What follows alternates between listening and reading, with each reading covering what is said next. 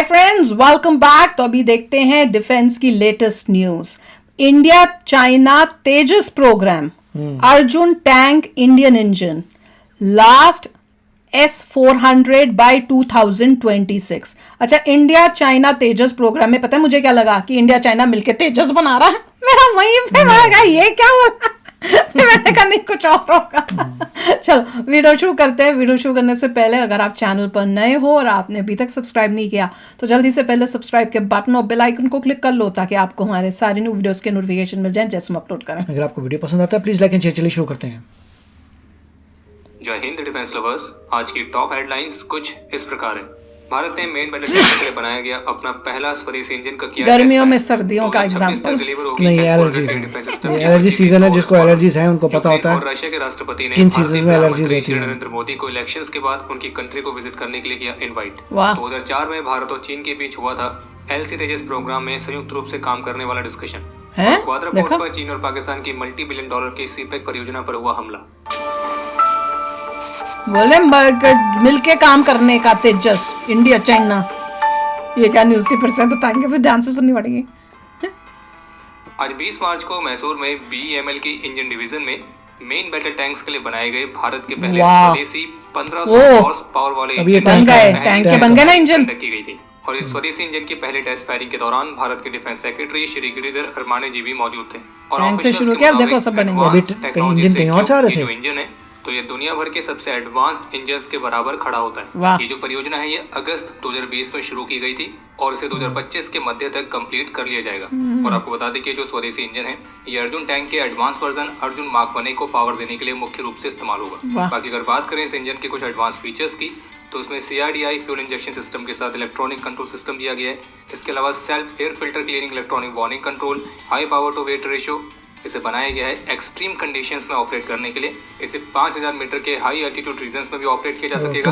इतना ही नहीं बल्कि ये 55 डिग्री सेल्सियस से लिखा था क्यूमिंस का है, मतलब क्यूमिन से बनाते हैं। भी ऑपरेट करने में सक्षम होगा। बाहर की कंपनी जो है पहले जनरेशन का जो प्रोडक्शन है ऑलरेडी मुझे तो स्टार्ट हो चुका है। क्यूमिन जीरा याद आया। इंजन बनाए जा रहे हैं जिनके ट्रायल अगले साल शुरू होंगे। और अगर इन इंजन्स के ट्रायल्स पूरी तरह से सफल रहते हैं तो फिर इन्हें इंडियन आर्मी के आर्मर्ड व्हीकल्स में इंटीग्रेट किया जाएगा। और फिर इसी परियोजना के तहत जो जनरेशन 2 के इंजन्स होंगे तो उनके अलग अलग ट्रायल्स CRD यानी कि combat vehicle research and development establishment में कंडक्ट होंगे। फिर जिसके बाद उन्हें भी एक्चुअल व्हीकल्स में यूजर टेस्टिंग के लिए इंटीग्रेट किया जाएगा। रॉयटर्स की रिपोर्ट में ऑफिसर्स के हवाले से कंफर्म किया गया है कि अभी हाल ही में इंडियन नेवी ने जो 35 सोमाली पायरेट्स को पकड़ा था तो उन्हें भारत वापस लाया जाएगा और उन पर भारत में ही मुकदमा चलेगा।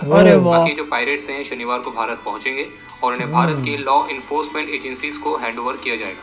बाकी इन पायरेट्स के खिलाफ एग्जैक्टली किस तरह के चार्जेस लगने वाले तो उसके बारे में कोई भी खुलासा फिलहाल अभी नहीं किया गया। इंटरेस्टिंग अपडेट है जिसमें ANI की रिपोर्ट में डिफेंस सोर्सेज के हवाले से बताया गया है कि रशियन साइड ने भारत को इस बारे में सूचित किया है कि जो बची हुई S-400 एयर डिफेंस सिस्टम्स के 2 स्क्वाड्रंस हैं तो उनकी डिलीवरी भी रशिया अगस्त 2026 तक पूरी कर देगा। हालांकि S-400 एयर डिफेंस सिस्टम्स की डिलीवरी कौन सा साल चल रहा है होने की उम्मीद थी, लेकिन 24 तो 1 साल का 2 साल जैसे इस योजना में थोड़े बदलाव करने पड़े। और जबकि आज 20 मार्च को भारतीय प्रधानमंत्री श्री नरेंद्र मोदी ने अपने रशियन काउंटर पार्ट राष्ट्रपति व्लादिमीर पुतिन और यूक्रेनियन काउंटर पार्ट राष्ट्रपति व्लादिमीर जेलेंस्की के साथ टेलीफोनिक कन्वर्सेशन करी। रशियन राष्ट्रपति के साथ हुई टेलीफोनिक कन्वर्सेशन में भारतीय प्रधानमंत्री ने राष्ट्रपति पुतिन को उनकी इलेक्शन में फिर से जीत के लिए बधाई दी और रशिया के सभी लोगों की पीस, प्रोग्रेस और प्रॉस्पेरिटी के लिए शुभकामनाएं दी। और दोनों देशों के लीडर्स इस बात पर भी सहमत हुए कि वे आने वाले वर्षों में दोनों देशों के बीच की स्ट्रेटेजिक पार्टनरशिप को और भी मजबूत करने के लिए ठोस कदम उठाएंगे। और जबकि रशिया यूक्रेन कॉन्फ्लिक्ट पर डिस्कशन के दौरान भारतीय प्रधानमंत्री ने इस विवाद को डायलॉग और डिप्लोमेसी के माध्यम से सुलझाने वाले भारत की कंसिस्टेंट पोजीशन को फिर से दोहराया है। जबकि यूक्रेन के राष्ट्रपति के साथ हुई टेलीफोनिक कन्वर्सेशन में भी दोनों देशों के लीडर्स ने अलग अलग स्फीयर्स में भारत और यूक्रेन की पार्टनरशिप को मजबूत करने के अलग अलग तरीकों को डिस्कस किया। और रशिया यूक्रेन कॉन्फ्लिक्ट के मामले में भारतीय प्रधानमंत्री ने वही सेम बात कही जो कि उन्होंने रशिया के राष्ट्रपति को कही। और उन्होंने इस बात को भी सुनिश्चित किया कि भारत एक पीसफुल सॉल्यूशन को सपोर्ट करने के लिए सब कुछ करने के लिए तैयार है। बाकी यूक्रेन के लोगों की मदद के लिए जिस तरह से भारत लगातार मानवीय सहायता दे रहा है तो उसके लिए यूक्रेन के राष्ट्रपति ने भारत की सराहना की और दोनों देशों के लीडर्स आगे भी टच में बने रहने के लिए सहमत हुए। और जबकि वियॉन की रिपोर्ट के मुताबिक आज की इस टेलीफोनिक कन्वर्सेशन में यूक्रेन और रशिया दोनों के ही लीडर्स ने भारतीय प्रधानमंत्री श्री नरेंद्र मोदी को इलेक्शंस के बाद उनकी कंट्रीज को विजिट करने के लिए इन्वाइट भी किया। जीतेंगे। आज 20 मार्च को स्पेसिफिक इंटेलिजेंस इनपुट्स के आधार पर जम्मू कश्मीर के कुपवाड़ा में इंडियन आर्मी और जम्मू कश्मीर पुलिस द्वारा संयुक्त रूप से एक सर्च ऑपरेशन को लॉन्च किया गया था और इस ऑपरेशन के दौरान एक संदिग्ध व्यक्ति को गिरफ्तार किया गया और साथ ही साथ 4 हैंड ग्रेनेड्स और बाकी के वॉर लाइक स्टोर्स भी रिकवर किए गए। बाकी जम्मू कश्मीर पुलिस द्वारा इंटरोगेशन जारी है। बाकी इसके अलावा जैसे कि पिछले डिफेंस अपडेट में हमने आपको बताया था कि इंडियन आर्मी ने अपने एक नए इनोवेशन जो कि एक portable multi target detonation device है तो उसका पेटेंट सिक्योर किया है। तो इस डिवाइस के स्पेसिफिकेशन से जुड़ा हुआ इंडियन आर्मी ने किया है कि ये डिवाइस 2.5 किलोमीटर की दूरी से वायर्ड और वायरलेस मोड्स ऑफ फायरिंग के माध्यम से एक्सप्लोजिव्स को डेटोनेट करने की कैपेबिलिटी देता है। और अभी तक इस कार्य के लिए जिस तरह के सिस्टम्स का इस्तेमाल किया जा रहा था तो वो मैकेनिकली ऑपरेटेड वायर्ड सिस्टम्स थे जो कि 400 मीटर्स के लिमिटेड रेंज के साथ आते थे। रॉयटर्स की तरफ से जारी रिपोर्ट के मुताबिक जिसमें गवर्नमेंट ऑफिशियल्स के हवाले से बताया गया कि बलोच सेपरेटिस्ट द्वारा पाकिस्तान के स्ट्रेटेजिक ग्वादर पोर्ट पर गन्स और बॉम्ब्स के साथ हमला किया गया और जैसे कि आप सभी जानते होंगे कि इस ग्वादर पोर्ट पर चीन और पाकिस्तान की मल्टी बिलियन डॉलर वाली सीपैक परियोजना चल रही है और इस परियोजना के तहत चीन ने यहाँ पे काफी भारी निवेश कर रखा है। तो इसलिए यहाँ पे हमला होना केवल पाकिस्तान के लिए नहीं बल्कि चीन के लिए भी एक चिंता का विषय है। इस दौरान पंगा लिया ना उसकी वजह से जबकि पाकिस्तानी ऑफिशियल्स के मुताबिक इस मुठभेड़ में उनकी सिक्योरिटी फोर्सेस ने करीब 7 से 8 हमलावरों को ढेर भी किया। बाकी इस हमले में पाकिस्तान की तरफ कितनी कैजुअलिटीज हुई हैं तो इससे जुड़ी हुई कोई रिपोर्ट अभी तक सामने नहीं आएगी, वो बोलेंगे हमने एक अपडेट है कि IMF ने पाकिस्तान के लिए $3 बिलियन के फाइनेंशियल बेल आउट पैकेज के आखिरी भाग जो कि 1.1 बिलियन US का है तो वो भी पाकिस्तान के लिए अप्रूव कर दिया।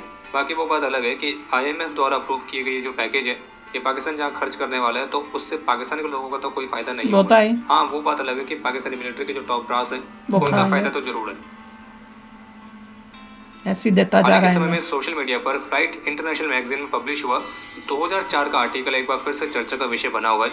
इस आर्टिकल को बीना सिंह द्वारा लिखा गया था और इस आर्टिकल में रिवील किया गया था कि लेट जुलाई 2004 में चीन से एक हाई लेवल डेलीगेशन ने भारत को विजिट किया था और उनके इस विजिट का उद्देश्य था भारत के स्वदेशी LCA तेजस फाइटर प्रोग्राम में एक जॉइंट डेवलपमेंट के ऑप्शंस को एक्सप्लोर करना। वही तो कांग्रेस होगी तब शॉर्ट वायरल भी किया जाना के साथ। इस आर्टिकल में भी बताया गया कि कैसे भारत ने पहले अपने LCA प्रोग्राम में एक पोटेंशियल पार्टनर के तौर पर ब्रिटिश एरोस्पेस के सब ग्रुप को भी अप्रोच किया था लेकिन उनमें से कोई भी कंपनी इस प्रोजेक्ट में शामिल होने के लिए नहीं आई। लेकिन फिर इसके बाद इस प्रोग्राम में शामिल होने की इच्छा के साथ चीन का डेलीगेशन भारत आया था। हालांकि इस आर्टिकल में सोर्सेस के हवाले से भी कहा गया है कि चीन और भारत के बीच सिविलियन एयरक्राफ्ट वाले मामले में तो कॉपरेशन पॉसिबल हो सकता है लेकिन सोर्सेस ने चीन और भारत के बीच किसी तरह के मिलिट्री कोलैबोरेशन पर अपना डाउट जताया। सिविल भी नहीं होना चाहिए अनलेस अंटिल वो हमें सारी टेक्नोलॉजी दे रहे हैं। LCA तेजस प्रोग्राम में चीन की कोई पार्टनरशिप भारत ने नहीं करी है। हम बस नहीं हमें नहीं करना, चाइना के साथ तो कुछ भी मत करो, केवल डिस्कशन तक ही सीमित हो। बाकी इसके अलावा एक और अपडेट है कि बांग्लादेश में एक बार फिर से हमारे एडवर्सरीज द्वारा एक नए तरह के इंडिया आउट कैंपेन को रन किया जा रहा है। बांग्लादेश में चीन के साथ साथ पाकिस्तान के भी पूरी तरह से इन्वॉल्व होने के एविडेंस मिले हैं। हालांकि ट्विटर में ऐसे कई सारे बॉट अकाउंट्स बने हैं जो कि बांग्लादेश में इंडिया आउट कैंपेन के नाम पर फेक नैरेटिव रन करने का प्रयास कर रहे हैं। इसमें उनके द्वारा भारत के खिलाफ कई सारे ऑफेंसिव पोस्ट किए जा रहे हैं और कुछ खास तरह के हैशटैग्स जैसे कि India out, boycott Indian products, इस तरह के पाकिस्तानी नाम आके कर रहे हैं करवाने का प्रयास किया जा रहा है। और तो और कुछ YouTube चैनल्स भी हैं जो कि लगातार एंटी इंडिया कंटेंट पब्लिश करने में लगे हुए हैं। बांग्लादेश और अब समय है आज के इतिहास का। आज के दिन 2007 में जम्मू कश्मीर में अपने अदम्य साहस और वीरता का परिचय देते हुए कैप्टन हर्षन आर और लांस नायक भवान सिंह वीर गति को प्राप्त हुए थे और कैप्टन हर्षन आर को मरणोपरांत अशोक चक्र से सम्मानित किया गया। मुझे सबसे अच्छा लगा कि लास्ट में जो शहीद हुए अपने देश के लिए उनकी मेमोरी का जो बनाया ना, दैट वाज वेरी नाइस, क्योंकि कोई भी आम इंसान याद नहीं रखता, उनके पेरेंट्स या उनके लव्ड वंस उनको ही वो दिन याद रहेगा तो रहता होगा, हम लोगों को तो याद नहीं रहता। इट इज़ वेरी इंपॉर्टेंट कि भूलो मत उन लोगों को।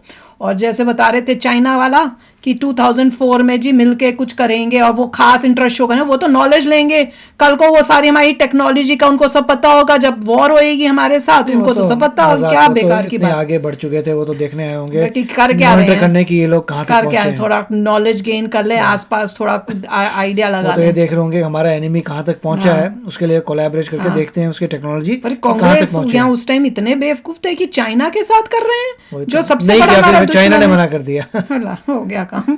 कितनी बेइज्जती है, वो भी बेइज्जती है। और देखिए इसमें ये अच्छी बात थी कि उन्होंने बताया कि जो इंजन्स हैं काफ़ी जगहों पे बाहर के यूज़ होते हैं, अब धीरे धीरे एक एक चीज़ को लेके इंजन्स को रिप्लेस कर रहे हैं जिससे 100% वो इंडियन ही हो जाए। देखा वही हो गया। जैसे अर्जुन टैंक के बारे में बता रहे थे, अर्जुन टैंक जो नंबर 1 है उससे मुझे पता नहीं था कि इंजन जो है कहीं और से आता है, तो उसको भी करेंगे।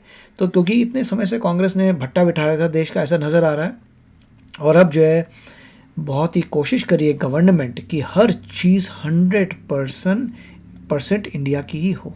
नहीं, और साथ में जो उन्होंने बताया कि रशिया से वो S-400 2026, इससे पता चलता है कि कितने 2 साल 3 साल तक बनने में, मगर तब तक वो चीज आउटडेटेड हो जाए, कुछ हो जाए तो बैठे हैं। हाँ, अटैक हो जाए तो भी, और साथ में जब तक तुम भेजोगे कोई और उससे बड़ी ताकतवर मेटल मिल जाए तो फिर वो बन गई हो, तो फिर इसका क्या यूज हो उसका। वो तो बोलेंगे हम तो वॉर में जी। एग्जैक्टली, इससे ये इंपॉर्टेंट क्या दिखता है कि भैया हम खुद की बनाएं, खुद करें, ताकि हमें 2-2 3-3 4-4 साल तो नहीं वेट करना पड़े। कमाल ही, जब तक आएगा तो टेक्नोलॉजी ओल्ड हो जाएगी, इधर तो 2 साल तक वेट करे, बीच में लड़ाई हो गई, यूज करना है, हम क्या करेंगे फिर। अब अगर ये खत्म होगी तो इसका मतलब वो इमीडिएटली हमें नेक्स्ट स्लॉट दे ही नहीं सकते। मैंने बोला था एक बार फायर होगी, खत्म होगी, फिर क्या करोगे? वो तो उसमें फिर कितने करोड़ों पैसा बर्बाद करना पड़ेगा। एग्जैक्टली। तो चलो यार, अभी शेयर करना अपने थॉट्स, चलते हैं, मिलेंगे नेक्स्ट वीडियो में बहुत ही जल्द। Till then take care and bye bye. तो अगर आप मेरे इस चैनल पे नए हो तो जल्दी से सब्सक्राइब के बटन को हिट करो और बेल आइकन को क्लिक करो, ताकि आपको मेरा जब नया वीडियो मैं लगाऊं आपको उसके बारे में जल्दी से पता चल जाए।